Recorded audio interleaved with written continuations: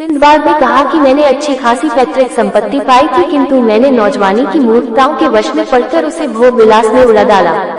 मेरे पिता जब जीवित थे तो कहते थे कि निर्धनता की अपेक्षा मृत्यु श्रेयस्कर है। सभी बुद्धिमानों ने ऐसा कहा है। मैं इस बात को बार बार सोचता और मन ही मन अपनी दुर्दशा पर रोता। अंत में जब निर्धनता मेरी सहन शक्ति के बाहर हो गई तो मैंने अपना बचा खुचा सामान बेच डाला और जो पैसा मिला उसे लेकर समुद्री व्यापारियों के पास गया और कहा कि अब मैं भी व्यापार के लिए निकलना चाहता हूँ। उन्होंने मुझे व्यापार के बारे में बड़ी अच्छी सलाह दी। उसके अनुसार मैंने व्यापार की वस्तुएं मोल ली और उन्हें लेकर उनमें से एक व्यापारी के जहाज पर किराया देकर सामान लादा और खुद सवार हो गया।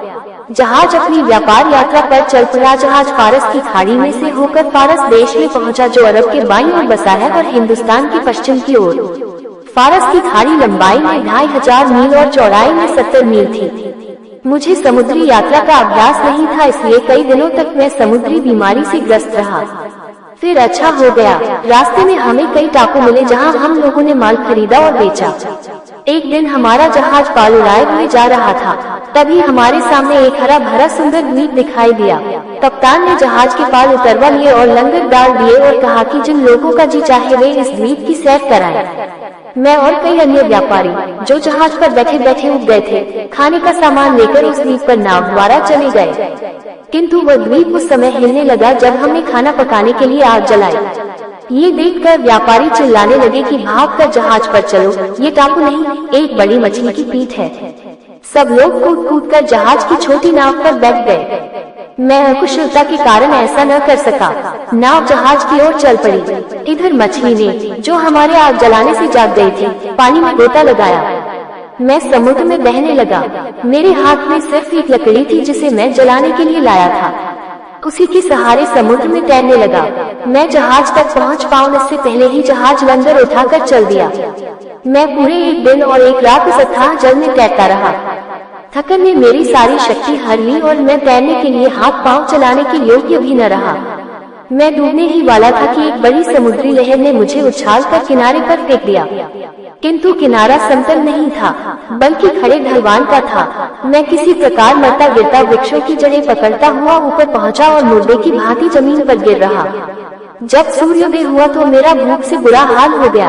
पैरों से चलने की शक्ति नहीं थी, इसलिए घुटनों के बल घिसटता हुआ चला। सौभाग्य से कुछ ही दूर पर मुझे मीठे पानी का एक सोता मिला, जिसका पानी पीकर मुझ में जान आई। मैंने तलाश करके कुछ मीठे फल और खाने लायक पत्तियां भी पाल ली और उनसे पेट भर लिया। फिर मैं द्वीप में इधर उधर घूमने लगा। मैंने एक घोड़ी चलती देखी। बहुत सुंदर थी, किंतु पास जाकर देखा तो पाया कि खूंटे से बंधी थी। फिर पृथ्वी के नीचे से मुझे कुछ मनुष्यों के बोलने की आवाज आई और कुछ देर में एक आदमी जमीन से निकलकर मेरे पास आकर पूछने लगा कि तुम कौन हो, क्या करने आए हो। मैंने उसे अपना हाल बताया तो वह मुझे पकड़कर तहखाने में ले गया।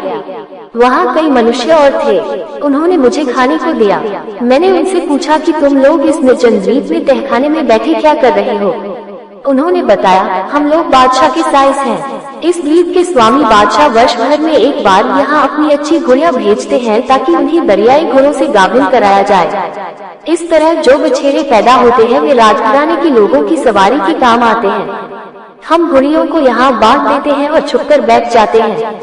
दरियाई घोड़े की आदत होती है कि वह संभोग के बाद घोड़ी को मार डालता है। जब वह घोड़ा संभोग के बाद हमारी घोड़ी को मारना चाहता है तो हम लोग तहखाने से बाहर निकलकर चिल्लाते हुए उसकी ओर दौड़ते हैं। घोड़ा हमारा शब्द सुनकर भाग जाता है और समुद्र में डुबकी लगा लेता है। कल हम लोग अपनी राजधानी को वापस होंगे। मैंने उनसे कहा कि मैं भी तुम लोगों के साथ चलूंगा, क्योंकि इस द्वीप से तो किसी तरह खुद अपने देश को जा नहीं सकता। हम लोग बातचीत कर ही रहे थे कि दरियाई घोड़ा समुद्र से निकला और घोड़ी से संभोग करके वह उसे मार ही डालना चाहता था कि साइस लोग चिल्लाते हुए दौड़े और घोड़ा भागकर समुद्र में जा छुपा। दूसरे दिन वे सारी घोड़ियों को इकट्ठा करके राजधानी में आए। मैं भी उनके साथ चला गया। उन्होंने मुझे अपने बात